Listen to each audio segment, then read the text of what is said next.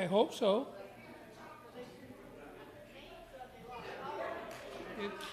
I'm assuming it's, what do they call it, out there now. But recorded is a different thing than being online. And you need to ask Nathan, and he was back there. I think I'll go out there and ask him.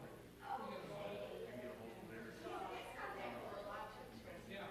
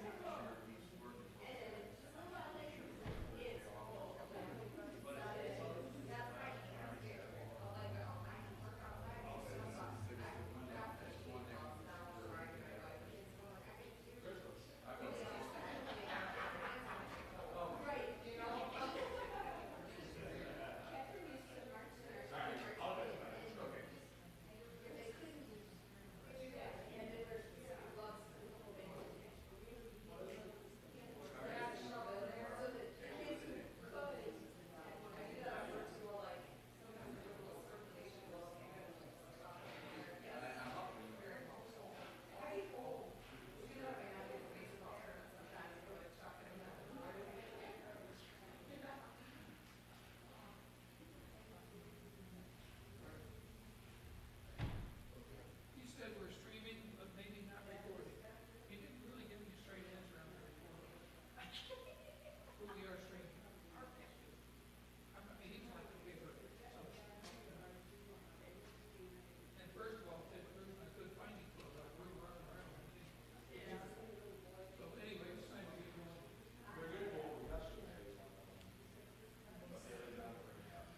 Okay, we're late, so it's time to get started.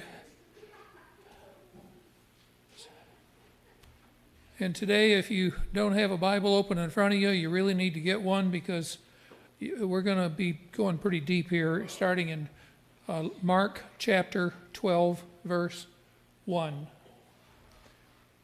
We get going here.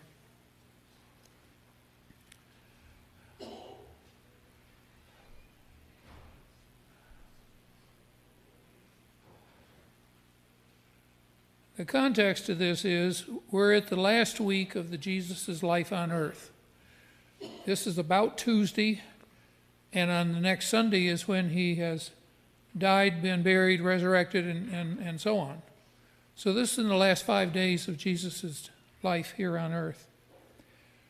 Well, what does that mean for this reading? It means that the people who want him dead are getting more serious about getting him dead. And we're going to see that when we read this pretty quick. In fact, since chapter 7 in Mark, they've been talking about how they can kill Jesus. Just a number of times they say they're trying to arrest him, they're trying to get him killed, and so on. So anyway, we'll start at chapter 12, verse 1. Everybody with me? Jesus then began to speak to them in parables. A man planted a vineyard. He put a wall around it, dug a pit for the winepress, and built a watchtower. Then he rented the vineyard out to some farmers and moved to another place. At harvest time, he sent a servant to the tenants to collect from them some of the fruit of the vineyard, but they seized him, beat him, and sent him away empty-handed. Then he sent another servant to them. They struck this man on the head and treated him shamefully. They sent still another, and that one they killed. He sent many others. Some of them they beat, others they killed. Now, he's not finished here, but I want to stop here because I want to talk to you about some of the details here. First of all, what's a parable? Now, we've heard this before. Probably most of you know the answer I'm going to give here. It's an earthly story with a heavenly meaning, okay? Now, what does that mean here? That means this story is not about grapes. It's not about a guy that owns a vineyard. This story is about something else. Now, in case you're wondering if I'm making this up, I'm going to do something I never do, and that's jump ahead, because look on the next page, 1545, which is Mark 12, verse 12. This is the tail end of this. We're going to get back to this, but I want you to see that it's very, very clear who he's talking about here. Mark 12:12. Then the chief priests, the teachers of the law, and the elders looked for a way to arrest him. Notice this, because they knew he had spoken the parable against them. You see, he's not talking to a guy with a vineyard. He's talking about some bad people doing bad things, and here it says very clearly who he's talking about here when he is blaming the bad people. He's blaming the chief priests, teachers of the law, and the elders. Now, let's go back to chapter 12, verse 1. He spoke to them in parables. Okay, you got this clear? We got a story here, but the real meaning is much different. He put a wall around it, dug a pit for the winepress, then he rented the vineyard to some farmers, moved to another place. Then he sends a servant, and what happens to the servant that he sends? They beat him up. Then he sends some more servants, and they beat the other servants up. Then he sends a servant, and they kill the servant, and so on. Okay? Does any of this sound like some of the history that we read in the Bible? Do you have an idea of what this is really talking about just from reading this so far? Huh? Yeah, in the Old Testament. And you're right, it was prophets, but it was other people. It was different teachers. It was different priests sometimes that were speaking out to the people saying you need to follow God. But what happened often to these people that were sent by God to tell the Jews that they were doing wrong or how they should do things right? What did the Jews do to them? Not once or twice, but many, many times. They hurt them, they beat them, they killed them. Oh, yeah. And we're going to see in a minute, it includes somebody else real close to this. Yeah, you know what's coming up. Okay. So that's what the story is about. And verse 12 says explicitly what the story is about. Now, let's go read on a little bit more, verses 6 and 7. He had one left to send, a son, whom he loved. He sent him last of all, saying, "They will respect my son." But the tenants said to one another, "This is the heir," H-E-I-R, the guy that inherits. "Come, let's kill him, and the inheritance will be ours." So they took him and killed him and threw him out of the vineyard. Who is this talking about? Who's the son of the owner of the vineyard?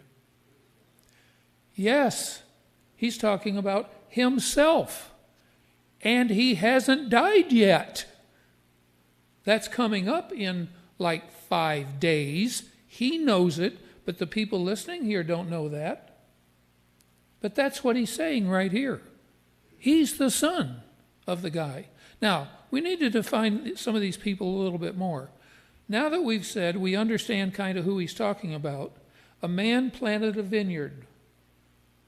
Who's the man that plants the vineyard? Who owns the vineyard and then hires some people to look after the vineyard? The man is God, yes. And we know that because the son. It's the man's son who gets killed. That's Jesus. Okay, let's move on. Who are it says the farmers or tenants. Who are those folks? The ones that beat them and killed them. We already answered that question. But let's think. In the Old Testament, who was it? It was the Jews who didn't like the prophets or the priests that were speaking. But in the New Testament, including John the Baptist, and now we're going to talk about Jesus, who's the ones in the New Testament doing this? We've already answered that question because that's what it says in verse 12. He's talking about the leaders of the Jews, specifically the chief priests, the teachers of the law, and the elders. He's talking about them, and they know it. It says it right there in the verse. They knew he had spoken the parable against them. Bill? You had your hand up. Well, I was just going to say, it's the religious leaders, because God set this perfect thing up, and he left it over to some people to take care of something. Those would be the religious leaders. Yeah. And they didn't do their job. They weren't doing their job, but they persecuted the people that were really trying to lead them in the right, better direction. Why didn't they do their job? Well, they thought they knew everything. They were the leaders. They were the rulers. And remember, these weren't just religious leaders, rulers. These were the civil government in Jerusalem at the time. They could put you in jail. They could arrest you. They could punish you. Oh, a whole variety of people, but yeah, a lot of the kings were bad. Yeah.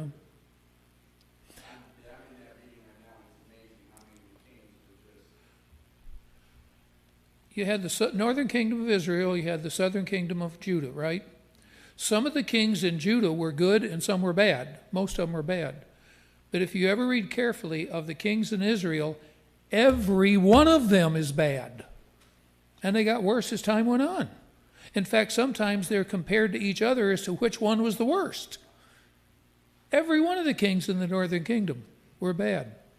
So these were people that really didn't like in the northern kingdom when somebody came along and said, King, you're not doing things right here. You're not following God. Off with your head, that kind of thing.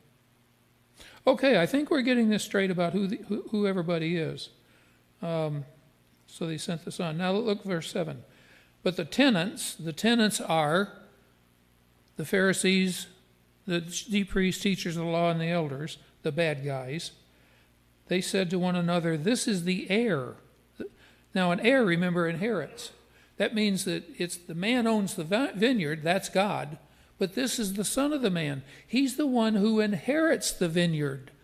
The vineyard is really the people of God's people, okay? Come, let's kill him, and the inheritance will be ours. There's meaning to these words. Jesus is saying that in this story, they say, let's kill the son, and then we own the vineyard. It's ours. We can do whatever we want. But is that how it develops? Oh, no. We're going to see that as we go on. Anyway, verse 8, they took him and killed him and threw him out of the vineyard. So when they killed Jesus, and it was the Jewish leaders that turned Jesus over to the Romans to actually kill Jesus, they thought they were getting rid of the problem permanently of this fellow that keeps on telling them that they're not obeying God. Did it work that way? No, because what were they never thinking, never, ever, ever thinking in turning Jesus over to the Romans to have him killed by the Romans? It never occurred in their dreams that he could be raised from the dead. To them, he was gone. Goodbye. Verse 9. What then will the owner of the vineyard do? Remember, who's the owner of the vineyard? The man. Who's man? He's God. What will God do to these bad people? He will come and kill those tenants and give the vineyard to others. They think they're going to own the vineyard. Jesus says, not only are you not going to own the vineyard, you're going to be gone. That's what Jesus is saying right here. And then he quotes some scripture, starting at verse 10. Haven't you read this passage of scripture? Here's the passage. The stone the builders rejected has become the cornerstone. The Lord has done this, and it's marvelous in our eyes. I'm sorry. Okay, where is this quotation from? Well, if you look at your little note there, in mine it's A, it says it's from Psalm 118, verses 22 and 23. How long ago was that psalm written? Before the time right here when Jesus is quoting it. Huh? Yeah, a long time. How about 900 years? A long, long time this had been written in the past. And the Jews over the years had read this and they didn't know what it meant. The stone the builders rejected has become the cornerstone. Let's talk about that. The stone the builders rejected. In this case, it's not talking about a vineyard, it's talking about a building. Okay? That's the figure of speech that's being used here. The stone the builders rejected has become the cornerstone. What's a cornerstone? Now, there's fake cornerstones that are put at corners of church buildings and various buildings, but they're not a real cornerstone. Those aren't used in today's construction. They have better ways of doing things than they did 100, 200, 500 years ago. But what was a cornerstone in the first century and until a couple of hundred years ago? What was the function of the cornerstone? Keep the building straight. The cornerstone was built with 90-degree angles, and it was taller than it was wide, okay? And they put it down in the ground, okay? That means that you've got an angle going off this way, and that's the side of the building. You got the angle going off this way, 90 degrees, and that's the front. And then you got the thing going up, which is the height. That was a way, 150 years ago in this country, you had real cornerstones that were used to make sure the building was built straight. And that's what he's talking about here. The stone the builders rejected has become the cornerstone. Who's the cornerstone? Jesus. He's the one who decides what is right and wrong. He's the one that tells people the straight, honest way to go. But what happened to him? The stone the builders rejected. Who's the builders that rejected him? He's talking again about the chief priests, the teachers of the law, and the elders. And he's saying that 900 years before, that's what this meant. That's what this was meaning in the future.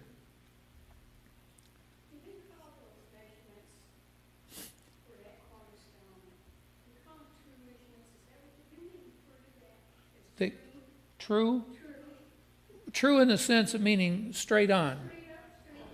Yeah, straight back, straight up, straight up.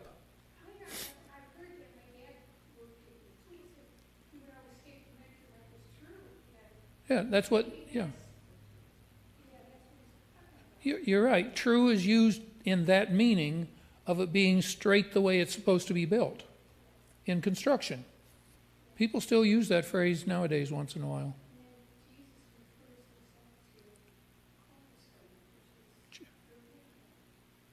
Correct measurement, keeping things the way they should be built.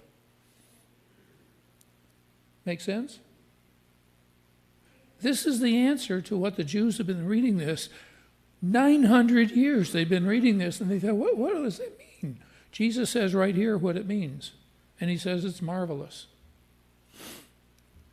You with me? Verse 12. Then the chief priests, teachers of the law, and the elders looked for a way to arrest him, because they knew he had spoken the parable against them. They knew he was talking about them. They got it, and they didn't like it one little bit. So we got to get rid of this guy. Then the rest of the sentence, but they were afraid of the crowd, so they left him and went away. You know how many times in Mark we found about the Pharisees wanting, or the Jews wanting to hurt Jesus, but they're afraid of the crowd? Are you surprised then when they finally did arrest Jesus about 4 days later? What time of the day did they do it? Middle of the night. Where did they do it? Not anywhere near the crowd. They did it at the Garden of Gethsemane, which is out of town. That was intentional. Oh, and by the way, who was the one that told the Jews where to find him? Who led the soldiers from these folks to Jesus? Judas. That's why. How many people name their child Judas anymore? You ever met a Judas guy? That's not a name people like to name their sons. He ruined that name like forever because of what he did. He ruined the name. But they were afraid of the crowd, so they left him and went away. And then, after they arrested him in the night, out in the middle of nowhere, Garden of Gethsemane, they had a trial. I'm not trying to spend a lot of time on this, and I've spent more than I thought I would. But where was the trial done, and when? The rest of the night, with no crowd around, because all those folks are home sleeping. And then in the morning, early, they took him out to have him be crucified. That was all intentional on their part. This is how they got around being afraid of the crowd. They arrested him when he was alone and no crowd. in the middle of the night and did a fake trial in the middle of the night and condemned him. And guess who at the time was saying, yeah, killing, killing, killing? It was the Jews that were there, the Jewish leaders. And this is in the middle of the night. They stayed up because they wanted him dead. Okay, any comments down through verse 12? The more I read this, the more I saw in this. Oh yeah, and then I saw a couple other things that I got to talk to you about. Back to verse 1. The illustration that's used here is of a man planting a vineyard, okay? To you and I, a vineyard is a place they grow grapes. There's some of those places around here. But do you know that a vineyard meant a good deal more to the Jewish people? And I want to show it to you. First of all, I want to read to you a little bit out of Psalm 80. Psalm 80, verses 8 through 16. Psalm 80. Again, this is written years and years before. We'll start verse 7. Restore us, God Almighty, make your face shine on us that we may be saved. Who's talking there? The psalmist is talking about the Jewish people. He's asking God to don't forget them and take care of them. But look at the wording, verses 8 through 16. You transplanted a vine from Egypt. You drove out the nations and planted it. What's that verse saying? Who transplanted something from Egypt to another place? The key word here is Egypt. What is that talking about?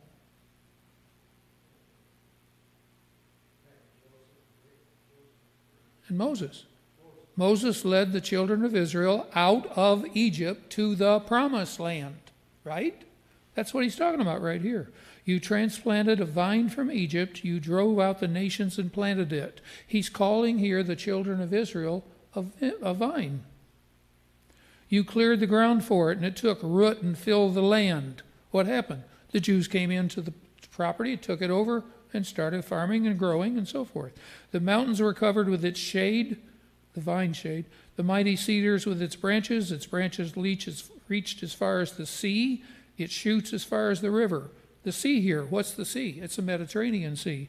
It shoots as far as the river. What's the river? The Jordan River. And that was kind of the boundaries of the new nation of Israel that God made out of the children of Israel, which Moses took out of Egypt. That's what it's talking about here. Then verse 12. Why have you broken down its walls so that all can pass by to pick its grapes? Boars from the forest ravage it. Insects from the field feed on it. He's saying the Jews have been having trouble. Things haven't been going well. Verse 14. Return to us, God Almighty. Look down from heaven and see. Watch over this vine. Who's he saying to watch over? He's saying watch over us, God's people. The root your right hand has planted, the son you have raised up for yourself. Verse 16. Your vine is cut down, it is burned with fire. At your rebuke, your people perish. And it goes on and on in Psalm 80. That whole thing is showing a vineyard as a symbol of the people of Israel. Okay, I want to show you a few more. Some of you may know all of this, maybe not. This is the front and back of a coin. The coin was made by the Jews, and one of the few times that they could mint their own coins. This was during the first rebellion between AD 66 and AD 70. And by the way, what happened in AD 70 that ended the Jewish rule over the land? It's when the Romans came in and tore down Jerusalem and tore down the temple forever. There's never been a temple since AD 70. Okay. You see this coin? I think this is like an altar here in the front. But what's this on the back? Can you see that? It's three things with some prongs sticking out. Can you see that? It's called a vine leaf. Vine leaf. And while I was looking, I found this. If you want to go home and do a interesting to me, put into your search in your computer, vine leaf Jewish coin. Guess how many different versions of this I found? Oh, a couple of hundred. This was a very, very common thing on the back side of coins that the Jews themselves made when they had their own coin making, okay? There was 2 different times they made coins. Once was the first Jewish rebellion in 66 to 70, and the second one was later on in 132 to 135 AD, which is called Bar Kokhba. These were all bronze coins, and many of them on the flip side, on the back side, had a vine leaf. Okay? More.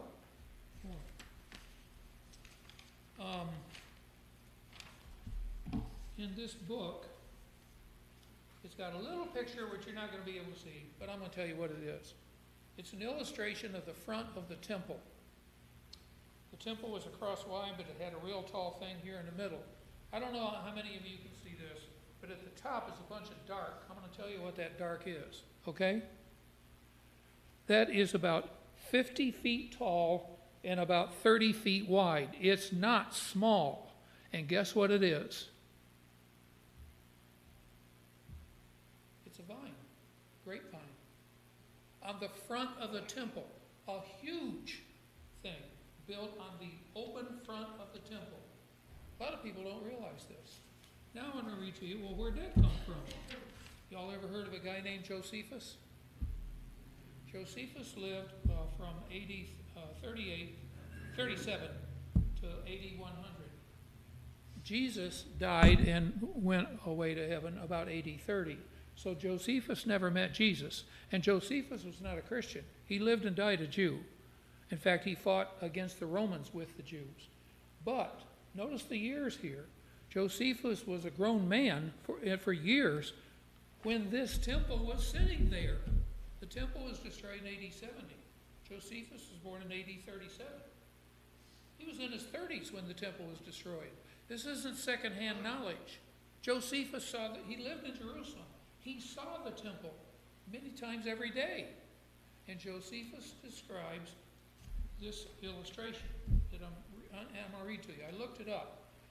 And I'm telling you, Josephus could write a lot. He wrote a thing called the Antiquities. And in English, I'm reading to you on page 684 out of 901 pages. This guy knew how to write.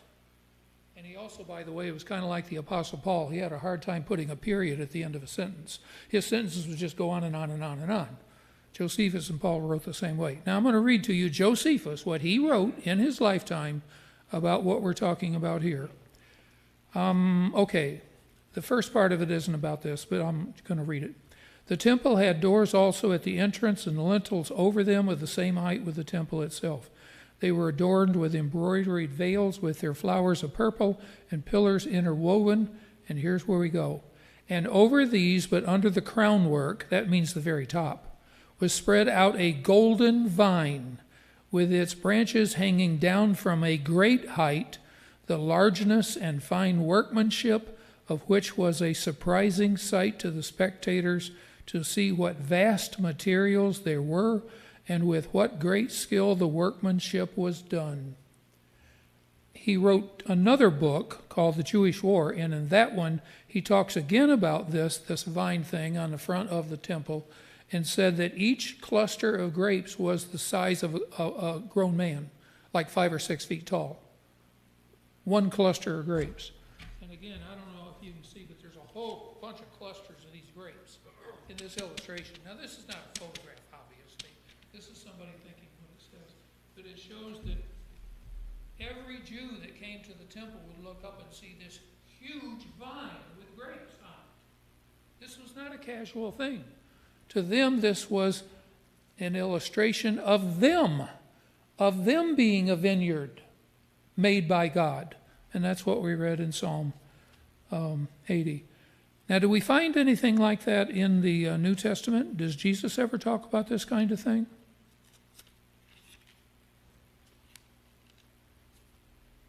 Yes or no? John 15. I'm turning over there and read that. I am the true vine, and my Father is the gardener. He cuts off every branch in me. Are you listening to this?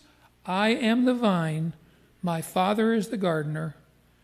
Every branch in me that bears no fruit, while every branch that does bear fruit, he prunes so it will be more fruitful. You are already clean because of the word I have spoken to you. Remain in me as I remain in you. No branch can bear fruit by itself. It must remain in the vine. Neither can you bear fruit unless you remain in me. I'm going to read a little bit more in a second. On our song number 260 in our book is called I Am the Vine, You Are the Branches. We've sung this song here fairly recently. I am the vine and you are the branches. Look at verse 5 in John 15. I am the vine, you are the branches. Did you realize that that first line of that song we sing comes straight out of John 15:5? I am the vine, you are the branches. You remain in me and I in you, you will bear much fruit. Apart from me you can do nothing. If you do not remain in me, you are like a branch that is thrown away and withers. Such branches are picked up, thrown into the fire, and burned. If you remain in me and my words remain in you, ask whatever you will, it will be done for you. This is to my Father's glory, that you bear much fruit, showing yourselves to be my disciples. So when Jesus is talking about the vine, he's the vine and the branches. Who's the branches? The believers, the disciples, the Christians. How about that? Okay. That's all I was going to say about that. I ran out. Any comments or questions about anything I've said here about this? Well, we got 10, 15 more minutes. We can go a little further. Okay? John 12, starting at verse 13. Now remember, they're looking for ways to get him. And it says it so very clearly here. Verse 13. Later, they, meaning the leaders of the Jews, sent some of the Pharisees and Herodians to Jesus to catch him in his words. Now right there it says what they're about.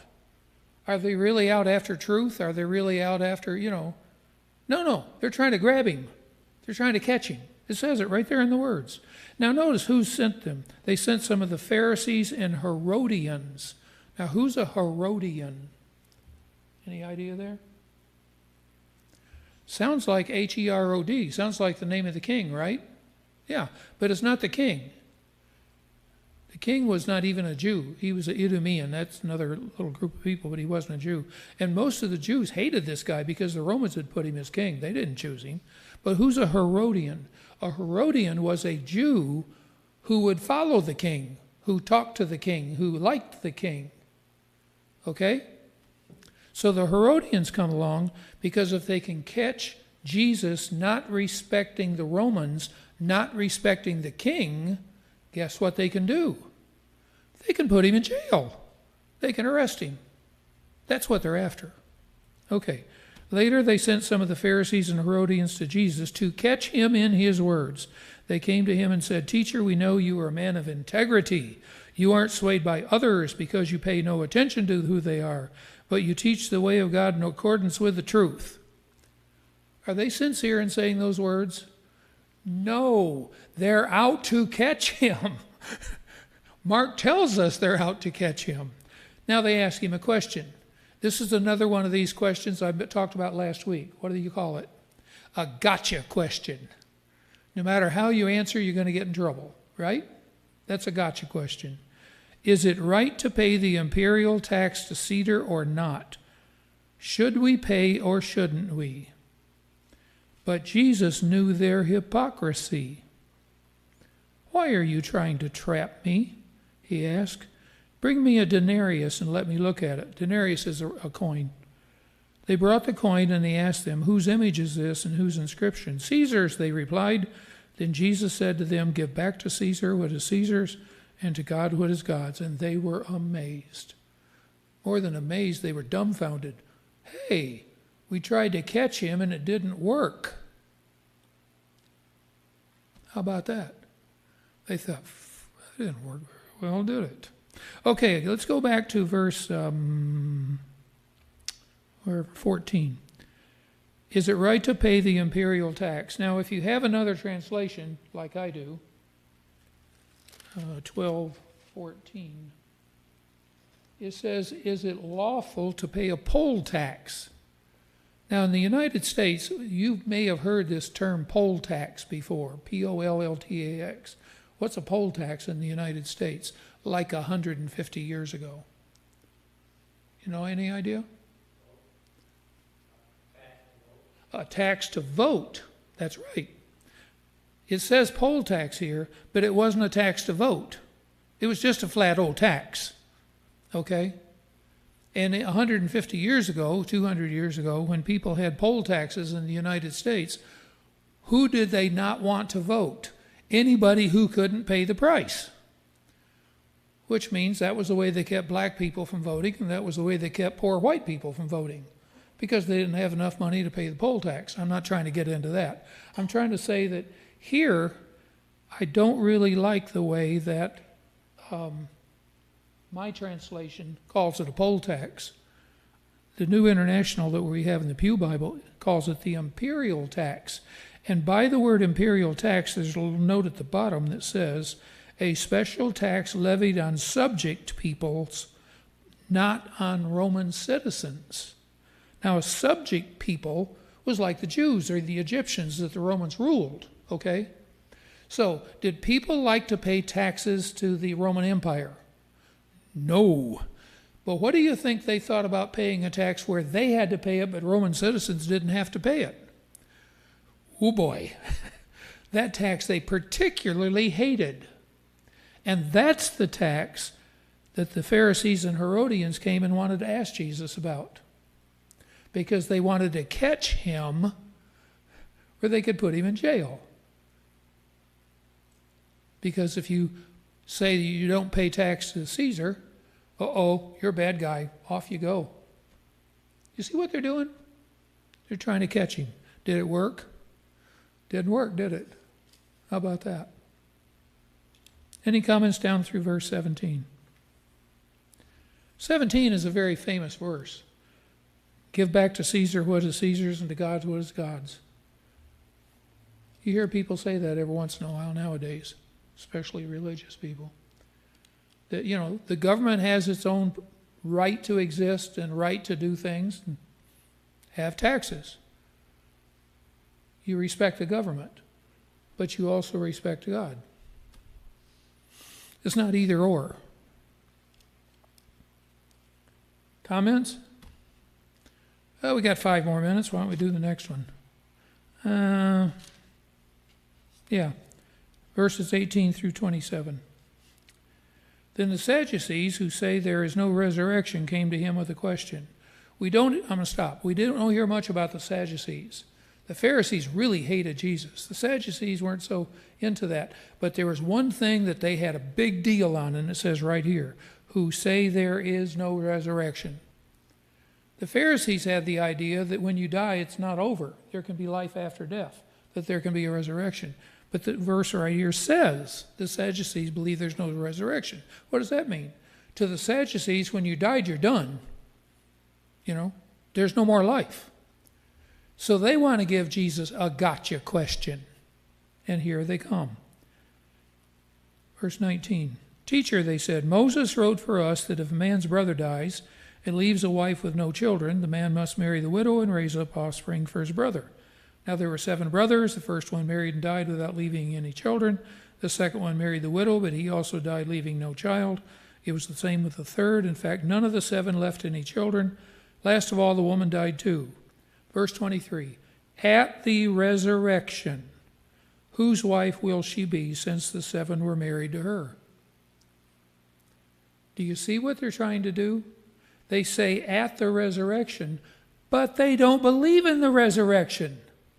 So they're making up this story, and they've probably used this same little story to talk to the Pharisees and say, hey, how do you answer that question?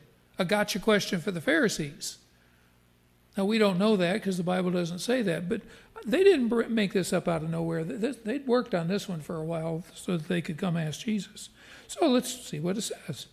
At the resurrection, whose wife will she be, since the 7 were married to her? Do you see what they're assuming?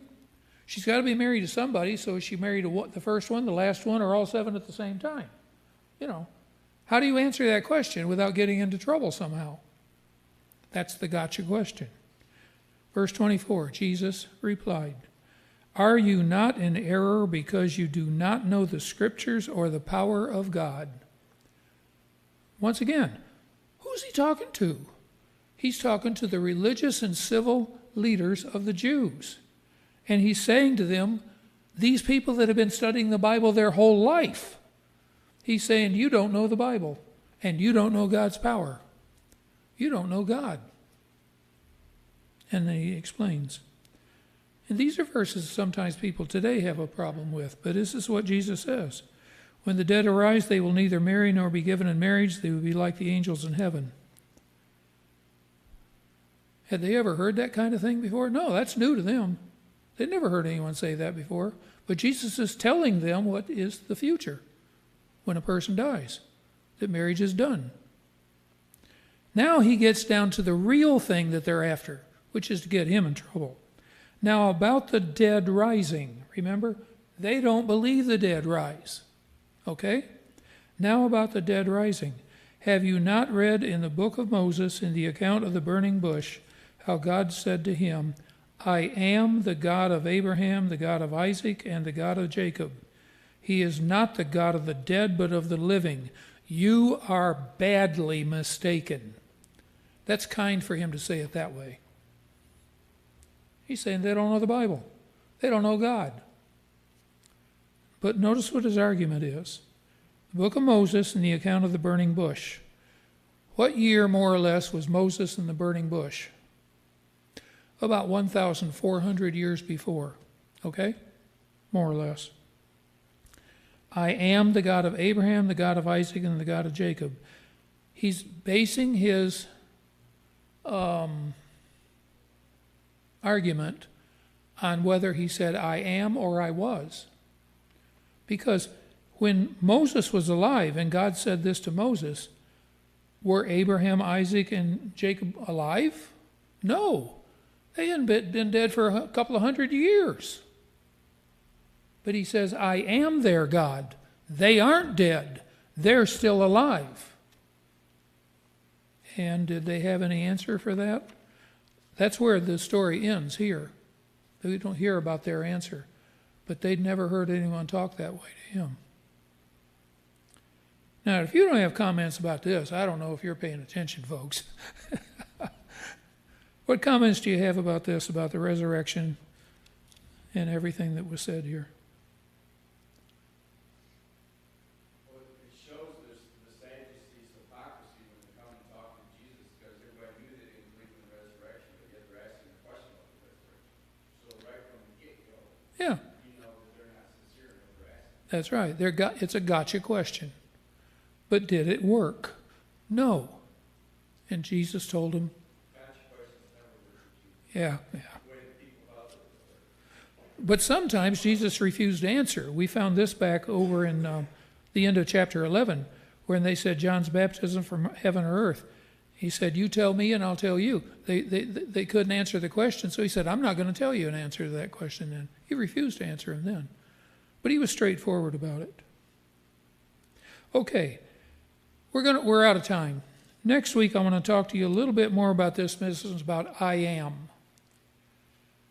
When you hear the word I am, what do you think of?